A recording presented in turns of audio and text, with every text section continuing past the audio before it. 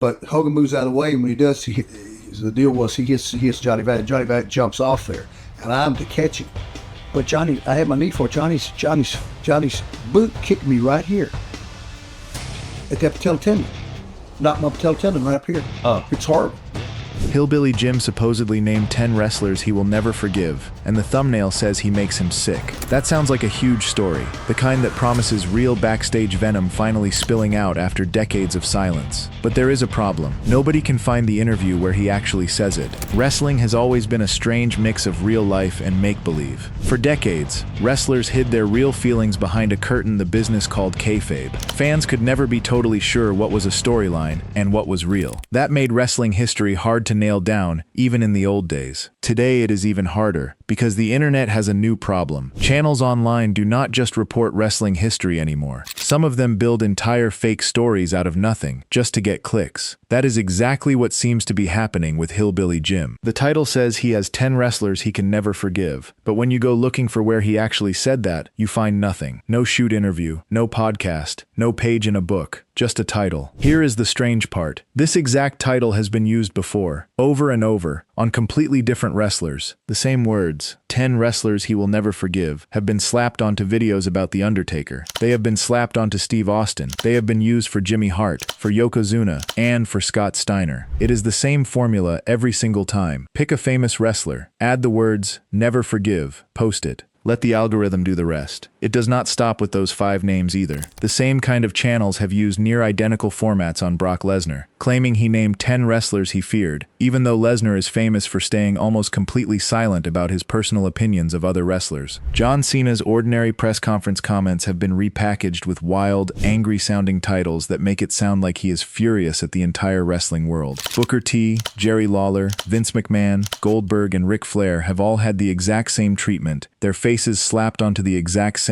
never forgive template, as if a machine were simply swapping out the photo and keeping the words the same. Once you notice the pattern, it is hard to unsee it. These are not real investigations into a wrestler's private feelings. They are a mold, used again and again, filled in with whichever famous face is likely to get the most clicks that week. The title barely changes. The thumbnail barely changes. Only the photograph and the name underneath it change from video to video. Hillbilly Jim just happens to be the latest name poured into that mold. It is worth asking why this specific title format works so well in the first place. Wrestling fans have grown up on decades of real backstage stories, some of them genuinely shocking, involving real fights, real betrayals, and real anger between performers who spent their careers pretending to be enemies on camera while being friends behind the scenes, or the other way around. Because those real stories exist, a title promising a hidden grudge list feels believable on its face. It plays on a fan's knowledge that wrestling really has produced ugly true stories in the past. The trick is borrowing that credibility and attaching it to a claim that was never actually true. Some of these videos do not even deliver what they promise once you actually watch them. The Steve Austin version uses the scary headline, but then just talks about real events from his life, like his 2002 domestic violence case, dressed up as if it were a secret grudge list. It is not really about 10 enemies at all. It is a hook, nothing more, a way of grabbing attention using a real tragedy and a fake framing device. Think about what that means for a name like Hillbilly Jim, a performer with far fewer scandals attached to his history than someone like Austin. There is less real controversy to work with, so the temptation to invent something, or to imply something that is not actually there, becomes even stronger for a channel chasing clicks. So when the same title gets pointed at Hillbilly Jim, a wrestler famous for being one of the nicest and most easygoing men in the business, something does not add up. If a title like this can be recycled on wrestler after wrestler with no real list behind it, why would anyone believe it is true this time? This is the first big problem with the story. After digging through the available shoot interviews, podcasts, and books connected to Hillbilly Jim, there is no verified moment where he sits down and names 10 wrestlers he refuses to forgive. It simply is not there. The title is empty. So if the 10 enemies do not exist, what is actually true about Hillbilly Jim? Who was he really, behind the overalls and the big grin? To understand why this title feels so wrong, you have to understand how he got into wrestling in the first place, and how he carried himself once he made it. Jim Morris was a big, strong young man going to Western Kentucky University. He was not born into a wrestling family. He did not grow up dreaming of the business the way some wrestlers do. He was simply working and lifting weights when a local wrestler and promoter named Dale Mann noticed him. Mann's son had seen Morris in the gym and told his father about this giant, athletic guy. Mann decided to train him. That early training led Morris north, to Calgary, Alberta, to work for Stu Hart's rough and famous promotion, Stampede Wrestling. There, under the name Big Jim, he wrestled as an oil rig worker. It was a tough territory that trained many future stars, and Morris learned the basics of the business there. But his time in Canada did not last long. His mother became sick back home, and he chose to leave the territory and go back to take care of his family. That single decision tells you something about who Jim Morris was from the very start. Given a choice between his wrestling career and his mother, he went home. Many wrestlers of that era were consumed by the road and by their own ambition. Morris was not built that way. Back in Kentucky, he was pulled into the Memphis territory by Jerry Jarrett and Jerry Lawler. There, the promotion gave him a completely different look. Instead of a hillbilly, he was dressed head to toe, in black leather, as a rough biker character named Harley Davidson. He teamed up with a wrestler named Roger Smith, who worked under the name Dirty Rhodes. It is almost funny to think about now, since the character that made him famous was the exact opposite of a leather-clad biker. But this was Morris learning the craft, one gimmick at a time. When his tag partner Roger Smith had a falling out with Jerry Jarrett and left the territory, Morris left with him. He did not stay behind to protect his own spot. He walked out alongside his partner. That is another small detail that says a lot. Loyalty to a friend mattered more to him than staying in a stable job. He went back to Calgary for another short run before the biggest break of his career arrived, seemingly out of nowhere. Morris was not chasing a WWF contract when it happened. He was simply attending a WWF show in Nashville, Tennessee, as a fan, sitting with his friend, a wrestler named Bruce Swayze. Somehow, the two of them ended up backstage. There, Morris was introduced to Pat Patterson, one of the most powerful and respected minds in the entire company. Patterson looked at this huge, friendly, well-spoken young man and saw something worth using. Patterson did not wait. He put Morris into a match that very night. Morris did not even have his own gear with him. He had to borrow wrestling boots and trunks from Jimmy Snuka and from his old partner Roger Smith just to step into the ring. He wrestled that impromptu match, and it went well enough that Patterson told him to go home and wait for a phone call. That phone call changed his life. About a month later,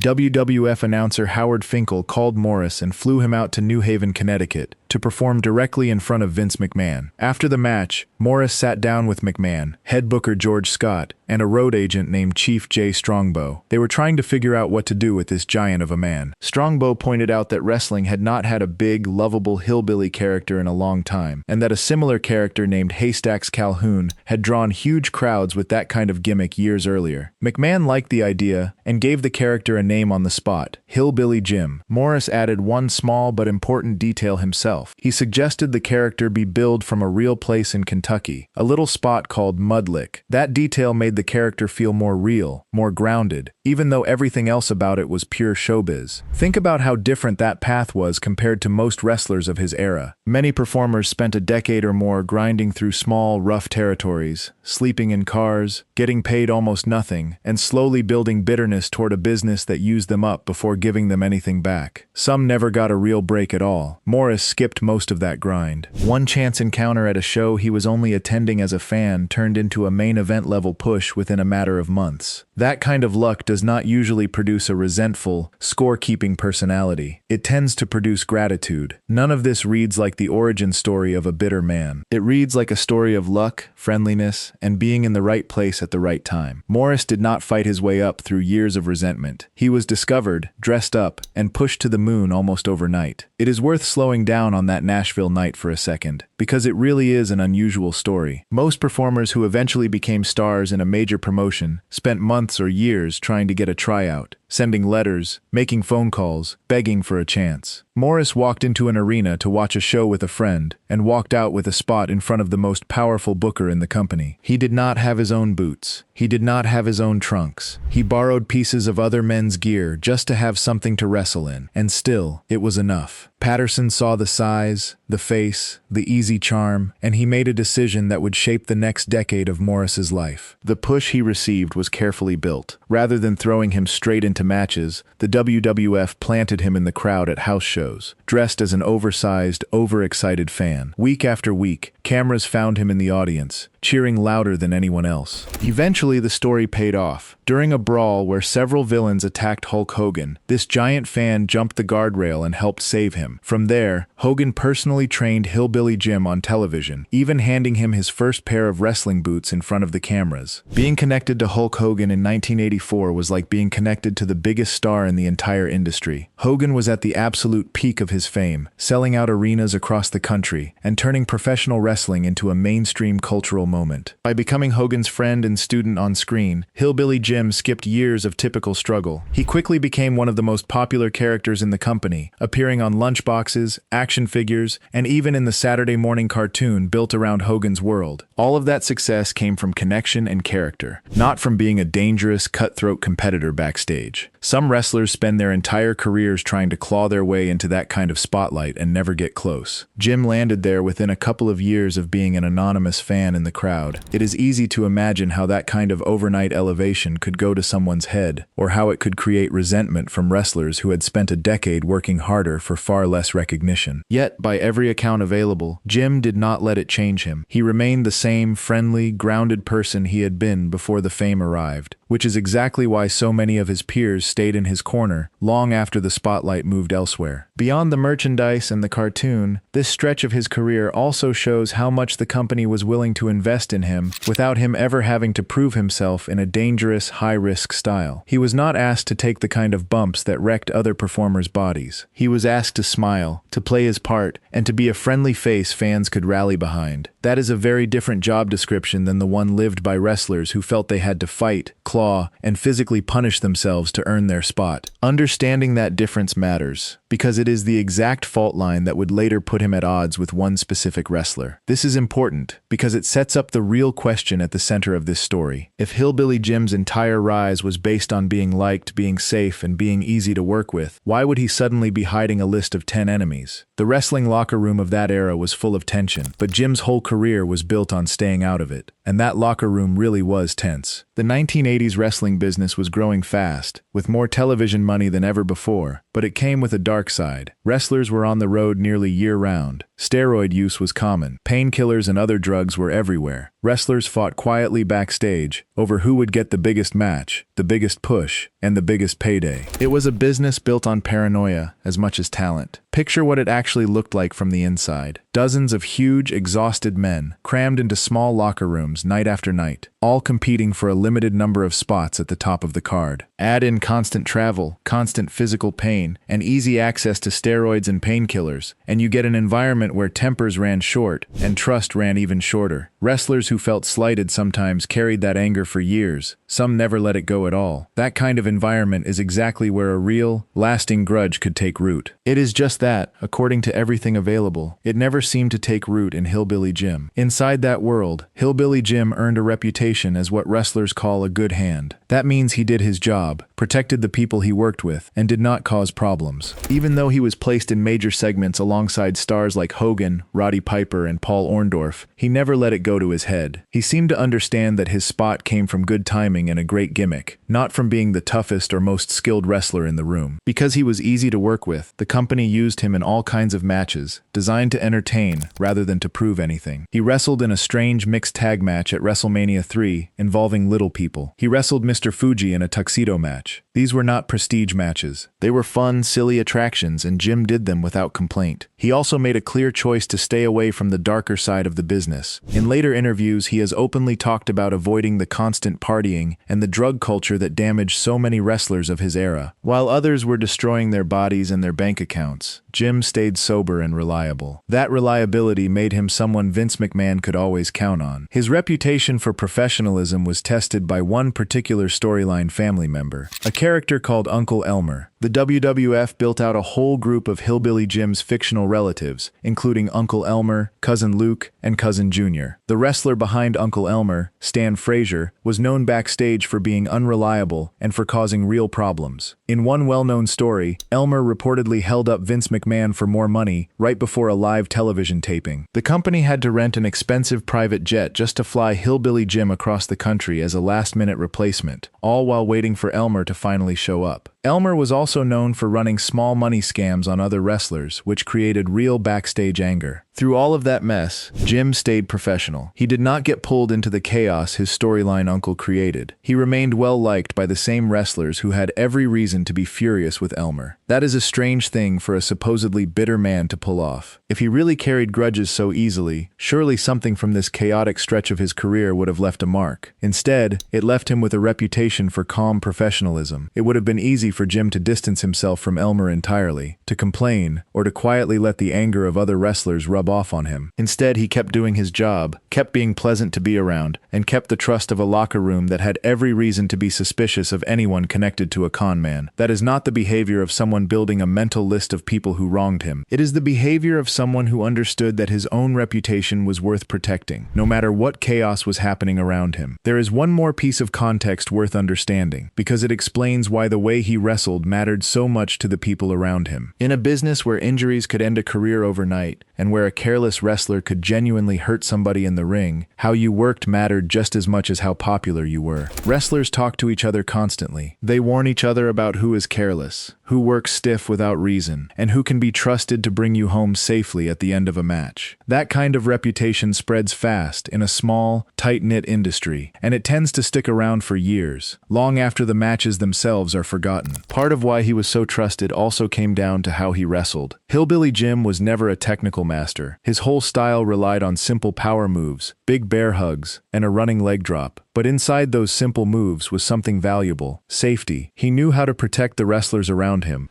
Big-name heels like Big John Studd, King Kong Bundy, and Don Morocco could work with him and walk away ready for their next town, without unnecessary bumps or injuries.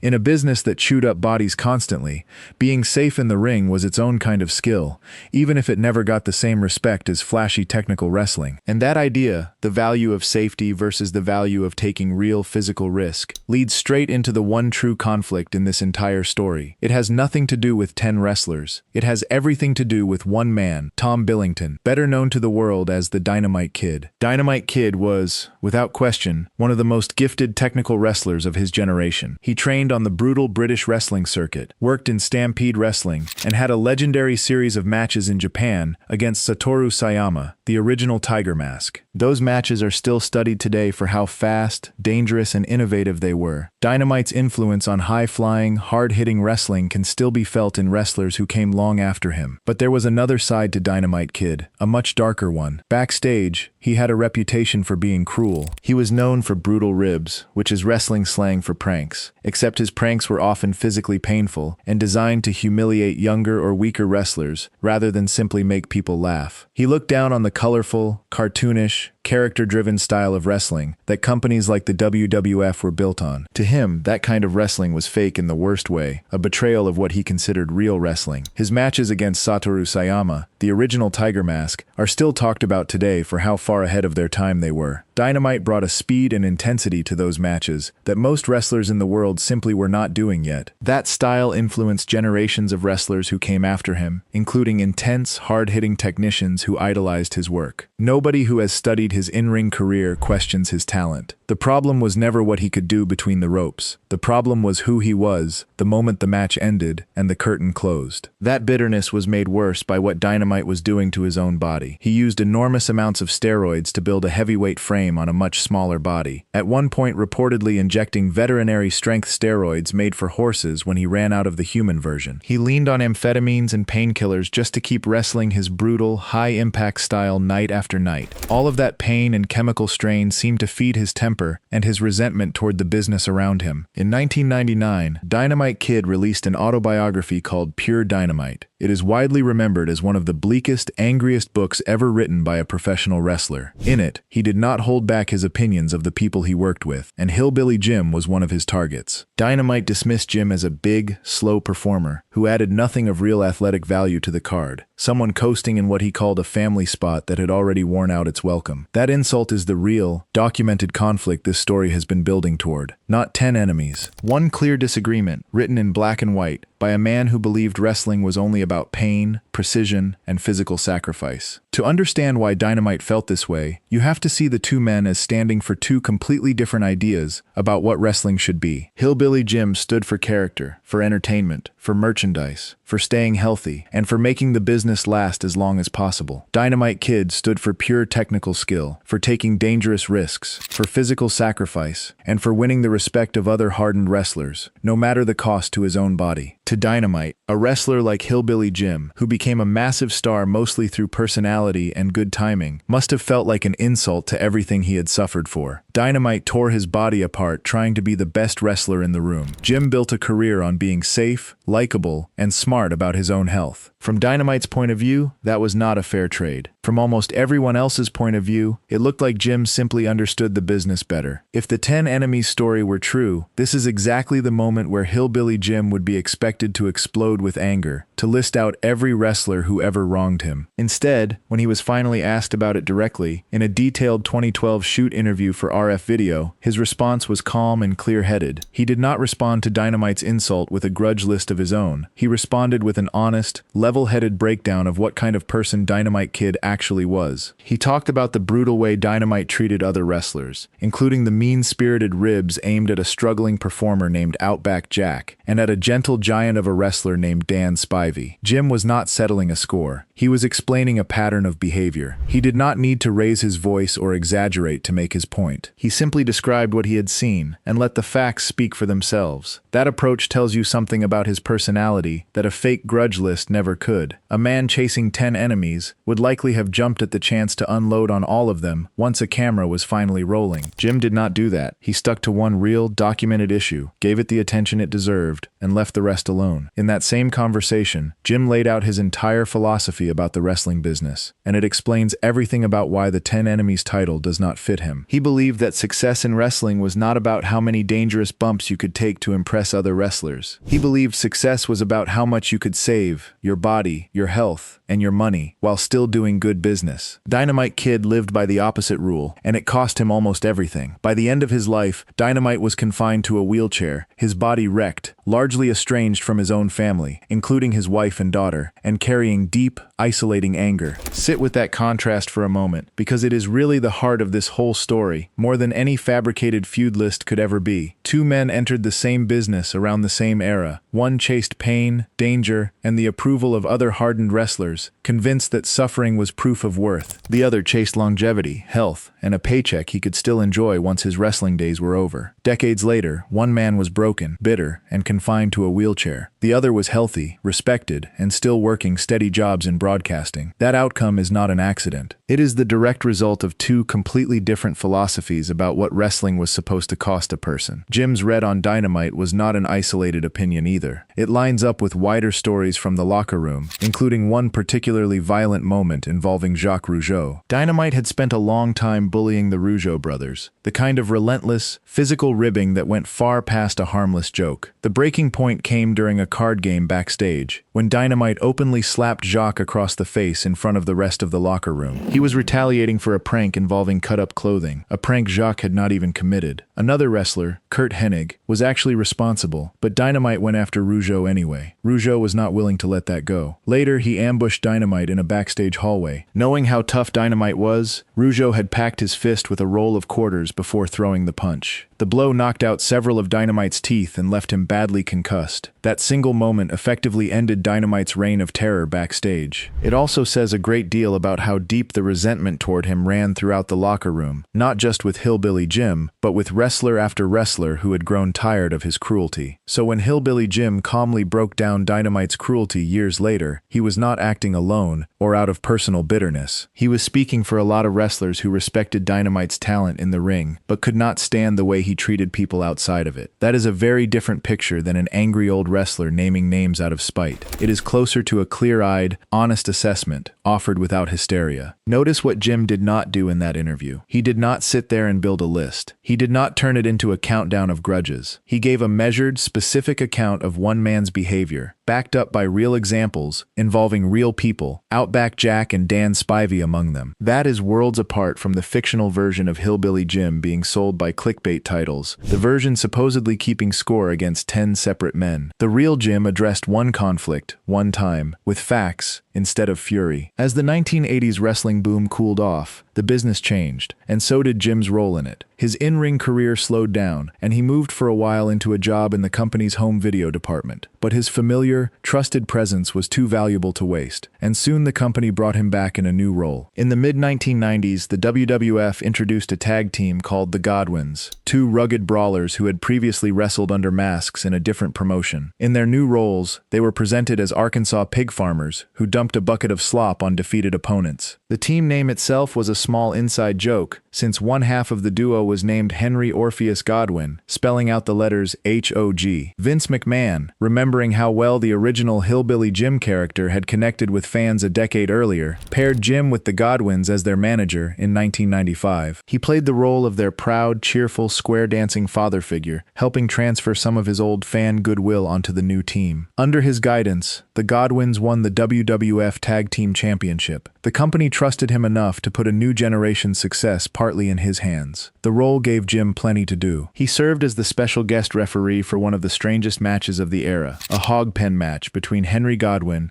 and a young Hunter Hearst Helmsley, who would later become known as Triple H. He was there when the Godwins beat the Body Donnas for the tag titles at Madison Square Garden. He was there through a strange storyline where a manager named Sonny briefly left the Body Donnas to manage the Godwins, only to almost immediately betray them for their rivals, the Smoking Guns. Through every twist, Jim played the role of the loyal, outraged mentor, defending his team's honor. It was a soap opera, but it was a soap opera the company trusted him to help carry. That trust did not disappear overnight, but the culture around it did. As the WWF moved toward the edgier, more aggressive attitude era, a wholesome, square-dancing hillbilly manager started to feel out of place. In 1997, the company gave the Godwins a heel turn, and the storyline decision they made to sell it was brutal in its own way. The Godwins turned on Hillbilly Jim and attacked him, abandoning him as their manager to prove they were now villains. They aligned themselves with a sinister new character called Uncle Cletus to complete the darker presentation. A dramatic story, told with enough confidence, can feel true even when nothing behind it actually happened. After a serious neck injury slowed Henry Godwin down, the team's story kept changing shape around them, eventually turning into a different act altogether, with one half of the team repackaged as a dark, mysterious character in a completely different storyline. None of those later twists involved Jim directly. His exit from the Godwin storyline was permanent, and he did not fight to hold on to it or complain about being written out. He simply moved into a quieter, ambassadorial role with the company, always ready to help whenever he was needed, never fighting to hold on to a spotlight that had moved on to newer stars. What happened to Jim Morris after his in-ring career slowed down tells you just as much about his character as anything that happened during his push to the top. He became the longtime host of Hillbilly Jim's Moonshine Matinee on Sirius XM's Outlaw Country Channel, a job he held for well over a decade. That kind of long-term, stable work does not usually go to someone who is difficult, bitter, or hard to trust. He also stayed close to WWE itself, even in a show built to create tension for entertainment, deliberately mixing together strong personalities in close quarters to stir up drama for the cameras. Jim came across as the calm, grounding presence in the house. Producers on shows like that are usually hoping for conflict. Instead, viewers mostly saw Jim keeping the peace. Perhaps the clearest proof of his real reputation comes from Jim Cornette. Cornette is famous, maybe even more famous than any wrestler he managed, for holding grudges. He has an incredible memory for who wronged him, or who he considers unprofessional, and he rarely lets those grievances go. Ask him about almost any performer from his decades in the business, and there is a good chance you will get a sharp, critical, unfiltered opinion, often about something that happened 30 or 40 years ago. If anyone in wrestling fits the description of a man with an unforgiving list of enemies, it is Jim Cornette, not Hillbilly Jim. Yet when Cornette talks about Hillbilly Jim on his podcast, all of that sharp-edged criticism disappears. He describes him as smart, kind, and completely without ego, a man who understood his role perfectly and never once tried to be something he was not. For a man who built part of his reputation on being one of the toughest critics in wrestling history, that kind of praise, offered without a single complaint attached, is about as strong an endorsement as this business ever gives out. In 2018, all of that goodwill led to Hillbilly Jim being formally inducted into the WWE Hall of Fame during WrestleMania WrestleMania weekend in New Orleans. It was not a tribute to great technical wrestling. It was a tribute to a man who understood exactly what his job was, who protected the people around him, who avoided the traps that destroyed so many of his peers, and who left the business with his health, his finances, and his reputation still intact. Think about how rare that combination actually is in professional wrestling. Plenty of performers achieve fame, fewer keep their health, fewer still keep their money, and only a small group manage to leave the business without a trail of burned bridges and bitter former friends behind them. Hillbilly Jim checked every one of those boxes. He became famous, he stayed healthy, he stayed financially secure, and by every available account, he stayed likable the entire way through. That combination is exactly why a title built around him holding a grudge against 10 different men feels so wrong the moment you actually look into it. Hillbilly Jim spent his career being underestimated. People saw the overalls, the missing tooth, the big goofy grin, and assumed there was not much else to the character. But look closer at the choices he actually made, the way he protected the people around him, the way he handled a direct insult from Dynamite Kid with facts instead of fury, and the way he left the business with his health and his friendships intact, and a much more impressive picture appears. He understood something that a lot of tougher, more celebrated wrestlers never figured out. Surviving professional wrestling was never really about how much pain you could take, or how many people you could intimidate along the way. It was about staying smart, staying kind, and staying standing long after the cameras stopped rolling and the show had ended for good. If you have run into wrestling clickbait titles like this before, ones that promise a shocking grudge list and never actually deliver one, drop a comment below and let us know exactly which one you have seen. And if you want more real wrestling history dug up and separated from the clickbait, make sure you subscribe for more.